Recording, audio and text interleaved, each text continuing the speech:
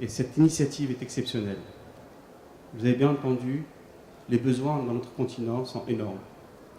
Le potentiel est exceptionnel. Éolien, hydraulique, solaire, biomasse, géothermie. Nous avons la chance sur notre continent d'avoir ce potentiel. Nous avons la chance aussi d'avoir les financements, avec une banque de développement dédiée, qui a des lignes dédiées aux énergies renouvelables. Alors qu'est-ce qui manque? Qu'est-ce qui manque? Une volonté politique dans les États? On l'a bien entendu, certains États ont aujourd'hui une volonté politique. Il en faut de plus en plus. Des institutions dédiées dans chaque État pour piloter, mettre en œuvre ces projets. Des réglementations dédiées aux énergies renouvelables, et j'ajouterai à l'efficacité énergétique, parce qu'on ne parle pas de transition énergétique sans les deux axes qui doivent aller de pair. Il est très important d'avoir ces deux axes, parce que le modèle économique change quand vous mettez ces deux axes. Comment ça se fait? Pour que le prix de l'énergie la facture énergétique soit acceptable pour les populations. Il faut un prix de l'énergie qui rende les projets économiques.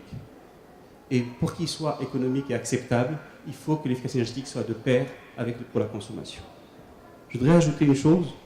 Nous avons ici au Maroc une politique assez volontariste, accompagnée aussi avec la Banque africaine de développement, que je tiens à remercier ici. Mais il y a eu deux volets importants dans cette politique. Le renforcement de capacité et les transferts de technologies. La gouvernance, les institutions dédiées avec la gouvernance et la transparence a permis d'obtenir non seulement des projets exceptionnels, des prix exceptionnels du kilowattheure vendu aujourd'hui de l'éolien qui ne dépasse pas les 3 centimes d'euros du kilowattheure. Ça veut dire que quand vous avez une bonne politique, une volonté qui donne de la visibilité, non seulement vous pouvez attirer les financements publics, mais aussi vous pouvez attirer les financements privés. Tous nos projets ont été menés dans le cadre de partenariat public-privé, et les 3/4 des financements viennent du privé. Ça veut dire que lorsqu'on a une bonne politique, avec cette initiative, je pense que nous avons les solutions pour généraliser sur tout le continent une approche et un tel besoin en énergie.